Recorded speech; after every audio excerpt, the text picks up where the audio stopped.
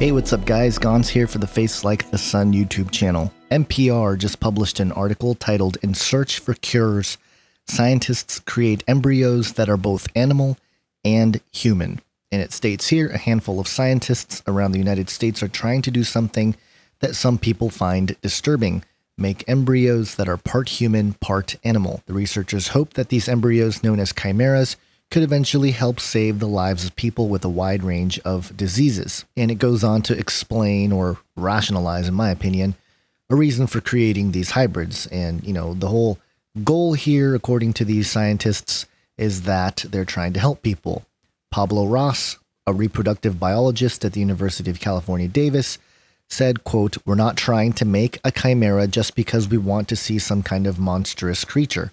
We're doing this for a biomedical purpose." Well, that common phrase we've heard before, the road to hell is paved with good intentions. I think this applies here. Now, I will say that in the process here, I do think that they might be able to create different things to help people, but at what expense? At what level would the sick person or the person who may be struggling with something want some sort of genetically engineered, grown in a foreign animal organ replacement?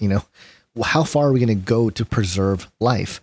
And it goes into all the ethical questions that we've addressed over and over again. But there is something that was mentioned in this article that was sort of strange to me, and that is the mention of pigs. It says here, but for the embryo to develop and produce an organ, Ross has to put the chimera embryos into the womb of adult pigs. That involves a surgical procedure which is performed in a large operating room across the street from Ross's lab. And it goes on to talk about it. But I thought it was just weird that they would have to do it in adult pigs, or the wombs of adult pigs. Because it just reminded me, and this could be complete coincidence, or it could be something spiritual going on. Because in Matthew 8 and also Luke 8, what does Jesus do? He casts demons out of people, and where does he send them? Into a herd of pigs, and the pigs, commit suicide or whatever. But I find it fascinating that in order to do this, they have to put it in pigs. But the article here really does raise, the difficult questions. They understand that these are ethical matters that aren't worked out, exactly to an agreement. And so, how do they fund these projects? There was a guy named Newman that's quoted here saying, if you have pigs with partly human brains, you would have animals that might actually have consciousness like a human. It might have human type needs. We don't really know. And they actually even address this concept of playing God. Jason Robert, who's a bioethicist at Arizona State University, is quoted saying, "One of the concerns that a lot of people have is that there's something sacrosanct about what it means to be human expressed in our DNA.